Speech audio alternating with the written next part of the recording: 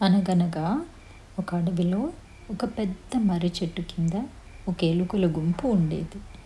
ఆ గుంపులో చాలా ఎలుకలు ఉండేవి. అవి చాలా ఆనందంగా ఆడుతూ పాడుతూ హాయిగా జీవించేవి. వాటికి ఒక రాజు ఉండేవాడు.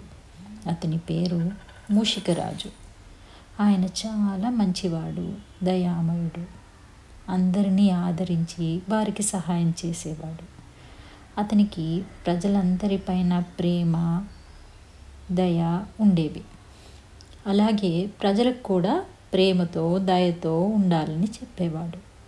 అలా ఎలుకలు హాయిగా ఉండగా ఒకనాడు వాటిపైకి ఏనుగుల గుంపు రూపంలో ఒక ఉపద్రవం వచ్చి పడింది.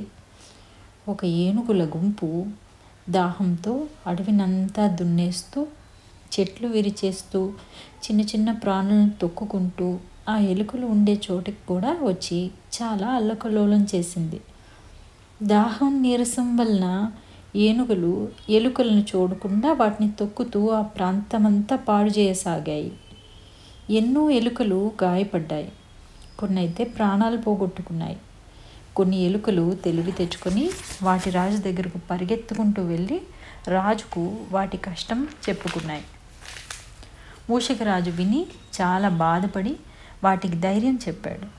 నేను ఏనుగులతో మాట్లాడతానని వెళ్ళాడు. మూషికరాజు ఏనుగుల గుంపును సమీపించి వినయంగా గజరాజుతో ఇలా అన్నాడు.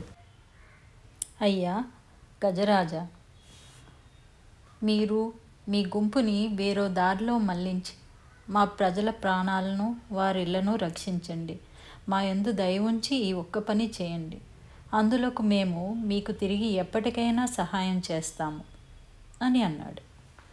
దానికి గజరాజు, మూషికరాజా, క్షమించు.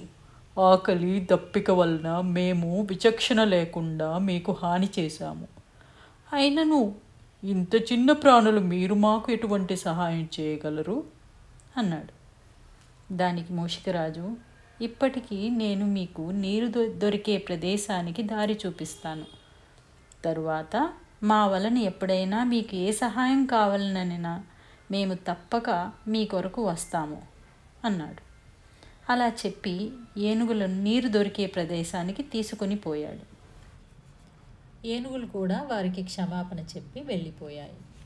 మూషికరాజు తన ప్రజలను పిలిచి, చూడండి, మనము ఎటువంటి పరిస్థితుల్లో కూడా మంచి మాటలతో విజయం సాధించవచ్చు. సంయమనం కోల్పోకూడదు అని వివరించాడు. అలా ఉండగా ఒకరోజు కొంతమంది వేటగాళ్ళు అడవిలో పెద్ద వలలను పరిచారు. ఆ వలలలో మన ఏనుగుల గుంపు చిక్కుకుంది. వారికి ఏమి చేయాలో పాలుపోలేదు. ఇంతలో గజరాజుకి మూషికరాజు తనకు సహాయం చేస్తాను అని చెప్పిన మాట గుర్తుకు వచ్చింది. వెంటనే ఒక పక్షి ద్వారా వారికి కబురు పంపారు.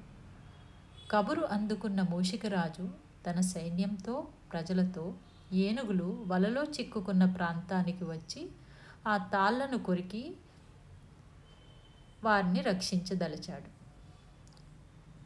తన ప్రజలకు ఆజ్ఞాపించి తాళ్లను కొరకమని చెప్పాడు. కొద్ది సమయంలో ఎలుకలు వలలన్నీ కొరకగా ఏనుగులు వలల నుండి బయటపడ్డాయి. తరువాత ఏనుగులు ఎలుకలకు వాటికి సహాయపడినందుకు కృతజ్ఞత తెలిపాయి.